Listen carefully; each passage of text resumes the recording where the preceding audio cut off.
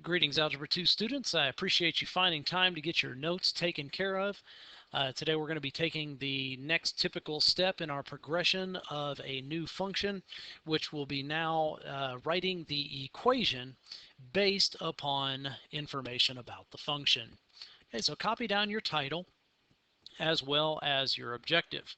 And our objective for the day is to learn to construct equations of exponential functions based upon characteristics of their graphs. As always, press pause anytime you need more time to get something copied down and then hit play when you're ready to move forward. Now, many of you are going to find this particular lesson a little bit more difficult than similar lessons that we have done with other types of functions. And you'll see where the difficulty or confusion, whatever you want to call it, will come into play here in just a little bit. Okay, so let's get going here. Obviously, we have recently been working on converting equations into their graphs. Unfortunately, many of you have been shortcutting this and just typing it into the calculator and then writing down whatever the chart says. And that's part of the reason that some of you are struggling so badly on your tests, because you're not actually doing the math that I'm asking you to do. But anyway, just keep on cutting those corners and keep those fingers crossed and just hope the tests get easier. Anyway, what we're doing today is now going, okay, we've been going from the equation to the graph.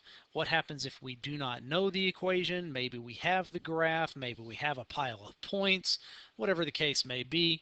But now we are taking the information that we know and bringing it back to an equation. Okay. Now, same drill is going to apply. We're going to be comparing information and parts of the parent function, comparing those to what a new graph may be looking like, and then we can begin questioning ourselves. How is this graph different from the parent function graph? Which directions are changed? How much speed is changed? Maybe where the vertex is changed? Stuff like that. And then we can build an equation. Okay, so we can compare the parent function, which typically we've been kind of saying y equals 2 to the x, but of course we know that the base number can be any positive value as long as it's not a 1, and then we will be able to convert that information into this function that we have learned about recently, the base ab raised to the cx minus h plus k. Okay, so you may want to spend a little bit of time reviewing your notes if you cannot remember what A, B, C, H, and K mean to the exponential function. Okay, because obviously that's going to be very important in order to get our equations right. Now, there's a few challenges. As I said, many of you are going to have a little bit more difficult time with this equation as opposed to a couple of the other equations that we've done because of some, I don't know how to word it, but maybe even some overlaps, multiple ways of writing down the exact same thing that may be observed in a graph. Okay, so the first one we're looking at is multiple ways of writing an equation to express the same change in a graph. Now consider the following two equations. Here we have two functions. Neither of them are parent functions because the base numbers are negative rather than positive. Okay, but two functions nonetheless. One of them is y equals negative 0.5 to the x, and the other one is y equals negative 2 to the negative x. Now clearly these look very different from each other. One has a base number that is smaller than 1 and the other has a base number that is larger than 1. That typically has a good impact on our graphs, whether you're bigger or larger than 1 on particular constants. And of course we can see in the exponent there we have a positive x on one of them and a negative x on the other, and we know that that will reverse the direction. Okay, however, if we were to take these two equations and graph them both at the same time, here's what you would see. And as you can tell, there is zero visible difference in between anything in the graph. In fact, it appears to be one equation graphing one curve, when in fact it is two equations that are stacked precisely on top of each other, despite the fact that the equations are drastically different. Okay, now the difference is in both of the equations, the base number is negative, so they were both turned upside down. That's how come the graph is proceeding downward. On the left-hand equation, the base number was smaller than 1, and that actually caused the x-axis to reverse. The graph was going the opposite direction of what we're accustomed to seeing. Okay? And then in the right-hand equation, in the exponent, negative x, well, changing the sign of x reverses the direction of that graph. So while the one on the left got turned around because the base number was smaller than 1, the one on the right got turned around because the exponent in the, or the variable in the exponent's sign was reversed. But both of those changes had the exact same result. So the bottom line of that is different people are going to see this change in different ways. So when it comes down to writing our answers, I know we have a habit of, only 2 or 3 people in the classroom even arrive at an answer and everybody else just copies them down. It is very unlikely that everybody is going to end up with the same answers on these questions. And if y'all do end up with all the same answers, it's probably because you're just copying each other's papers. Okay, but that's just something to keep our eyes out is that in the exponential equations, there are some changes that while the equations can look considerably different, they result in the same graph. Okay, now compression and speed also has this problem.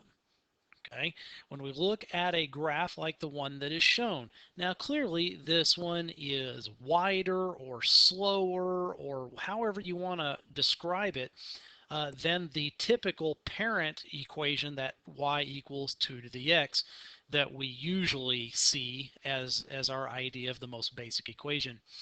Okay, so the issue with this one is, all right, it is expanding at a slower rate than its counterparts.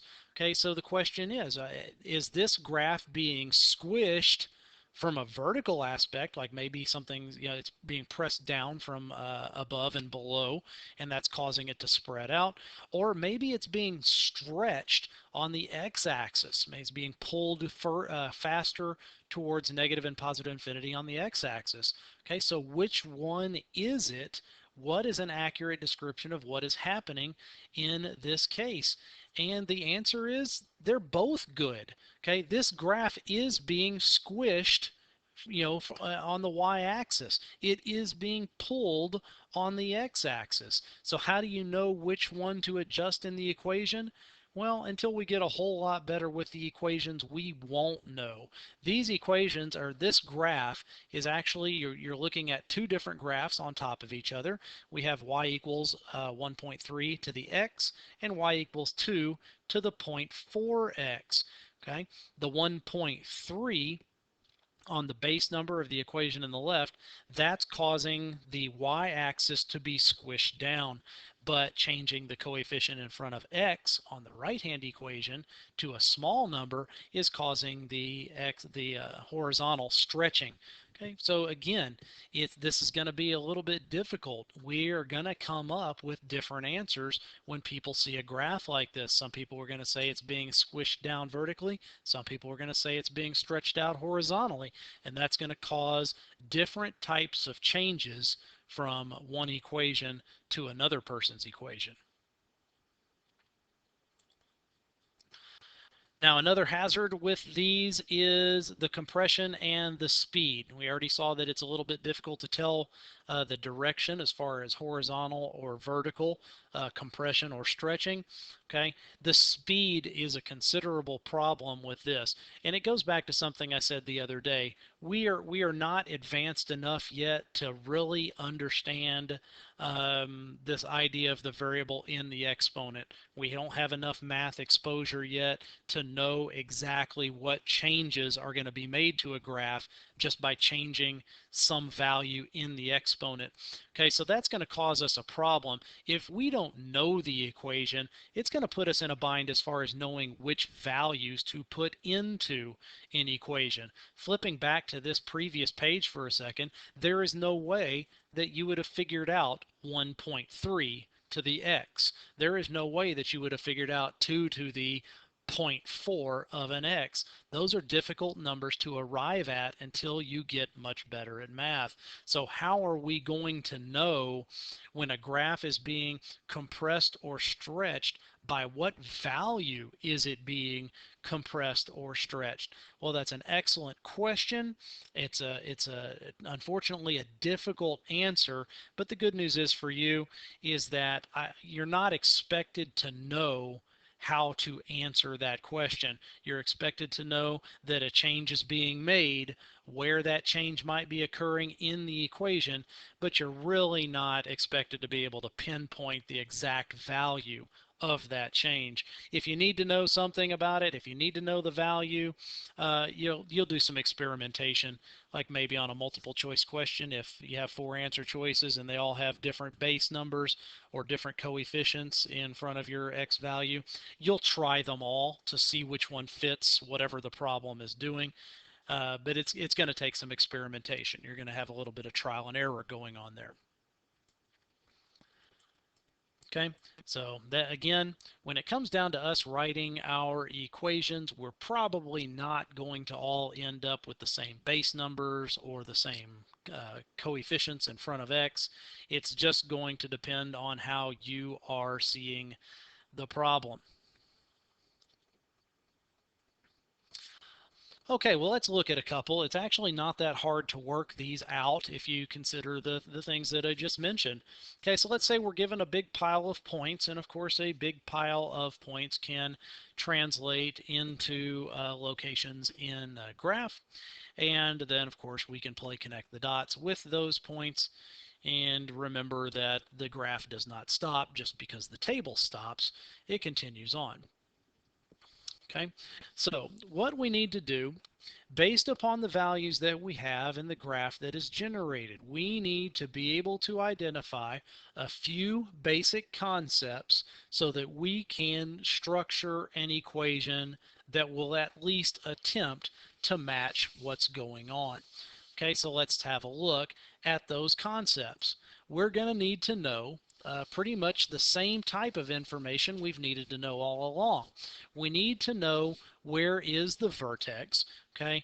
And this guy isn't actually called the vertex. He really doesn't have a name. Some people call it an axis intercept. Some people call it a center. Some people call it a vertex. But this is the point that the parent function would be crossing the y-axis. Now we should know as we start moving the graph, translating the equation around inside of the plane, it may not be crossing the axis at that point, but that's the point that's being referred to when we talk about a vertex or the intercept point for an exponential equation. Anyway, we're going to need to know that coordinate because that's where we're going to begin our graph from, our equation from. We need to know the direction of our graph, which includes is it going the right direction horizontally, and is it going the right direction vertically? And then we need an idea of the speed of the graph. And just simply on the speed, we're just kind of going with, is it normal speed? Is it going faster towards infinity on the y-axis? Is it being stretched out on the x-axis? Just the basic idea. So let's take a look here. Okay, it should be pretty easy to pinpoint the vertex on this graph. Okay, remember the vertex is kind of the transition point where the graph goes from being more vertical to being more horizontal. And that point is going to be located in this graph at 0, 2. Okay, so no big deal there. Now, one thing to notice is that the vertex is supposed to be at 0, 1 when the graph is in its parent position. Well, this graph's obviously not in its parent position. It's been changed in some way, and we'll get to that in just a second, but that's going to be important when we write our equation. Now, let's talk about that direction. Okay, is this graph doing what it's supposed to do from left to right? Is the graph supposed to be mostly horizontal going to the left and then mostly vertical going to its right? Yeah, that's what it's supposed to be doing. So on that aspect, the direction is normal. Okay. However, is the graph supposed to be heading towards negative infinity on the y-axis? No, it's not supposed to be doing that. It should be going to positive infinity on the y-axis. So this graph is upside down. Now, the speed of the graph appears to be pretty reasonable. This looks like a typical y equals 2 to the x type of a graph. Okay, so we'd be very justified in saying that the speed on this graph is normal. Okay, so let's see if we can build an equation based upon that information. Okay. Now, if the speed is normal, then there's no reason to go to any kind of a funky base number. So we can probably just start off with an equation that is 2 to the x. Okay. Now, one thing to add into this information would be any sign or direction changes. Any direction changes that might adjust these signs. We said this graph would be upside down. Well, upside down suggests that there is a change in the y-axis. So where do you change the sign in order to change the y-axis? You change the sign in front of the base. So it's not a positive 2x, it's a negative 2x. Okay. Now our vertex, okay, is at 0, 2. Now keep in mind, on a regular parent function, the vertex or the axis intercept point, okay, in the parent function is supposed to be at 0, 1, but that's when it's right side up. So where would that point be if a graph was upside down? It wouldn't be at 0, 1 right in this area. Upside down, it would be at 0, negative 1 right there in this area. Okay, so if that's where the axis intercept point ought to be, we'll look at where it actually is. It is actually 3 units higher than where we expect it to be. So we need to include a vertical shift of positive 3 units. So with our equation, we need to add plus 3. Okay, so that's probably a really good guess at the equation to go along with these points. Now, how can you be certain if you're getting the right equation at the end of this?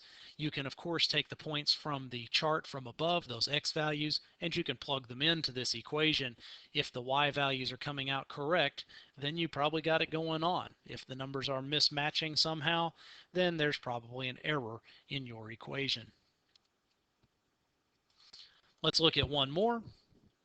Okay, still 7 points, but please look at these 7 points. Some of these guys are way off the top of the graph. That would suggest that this graph is moving much faster than it should. That's a good tip off to what we might be able to expect from the speed of the graph. Anyway, taking the points that we have that will fit into the graph, we would end up with these 5 guys, and then connecting the dots, we would end up with a graph that's looking something like that. Okay, so same type of information. We need to know where the vertex is. We need to know information about the direction. We need to know information about the speed. Well, we've already talked about the speed a little bit. Let's look at the direction. Where is the location where this graph turns mostly from mostly vertical to mostly horizontal? Well, that would be the point 2, negative 3. Okay, now the direction. Let's think about it horizontally first. Is it supposed to be vertical to the left of the vertex and then horizontal to the right? No, that is actually incorrect. Okay, so it does appear to be reversed or backwards in some way. Okay, and how about the vertical? Is it supposed to be racing to positive infinity? Yeah, positive infinity is actually correct. So right side up would be the y-axis direction. Okay, and we've already said that the speed is moving faster. Okay. Now what we need to do is we need to construct an equation that reflects all this. Now, like we said before, some of the equations that y'all come up with might be different because there's different ways to express this information in the equation. But I'm going to start off with the basic stuff first. Okay. I'm going to go, okay, I need a value, or I need an equation that is going to go to infinity faster. Okay, now I've already got an equation that is backwards, okay, or the direction is backwards. Now we've already said that one of the ways to cause an equation to be backwards is we can reverse the value of the x-axis, okay, and changing the sign of x. And that's okay, you can do that, but that also causes a little bit of confusion with the h value that's attached to the x value. So what I would do if I were you guys is I would try not to reverse x's sign unless I was really sure about how to get h correct. Okay, so what I'm going to do instead of changing x's sign is I'm going to pick on a base number that is smaller than 1, because we said that if you have a base number that's between 0 and 1, that actually causes the graph to go the wrong direction as far as the x-axis is concerned. Now, I'm going to pick on a base number like 1/4. Now, one of the things we haven't really talked about yet is that it's a reciprocal idea. Okay, the function we've been talking about is y equals 2 to the x, and that's been the one that we've been talking about, 2 to the x for our parent function. Okay, but what about y equals, instead of 2 over 1 to the x, what if we reciprocated that and called it 1/2 x? Well, that's actually going to have the same speed as 2 to the x. See how the 2 in the numerator for one and the 2 in the denominator from the other, when they match up, that causes the same speed. One of them's in the numerator, the other one's in the denominator. So actually, with this one, I picked on 1/4 because the larger I make that denominator, the faster the graph. Okay, so 1/4 is going to make it go faster, and if I made it 1/5, that would go even faster. 1/6 would be even faster than that, and so on. As the denominator of that fraction gets bigger and bigger and bigger, the graph gets faster and faster and faster. Anyway, moving on, having the base number smaller than 1 made the graph backwards.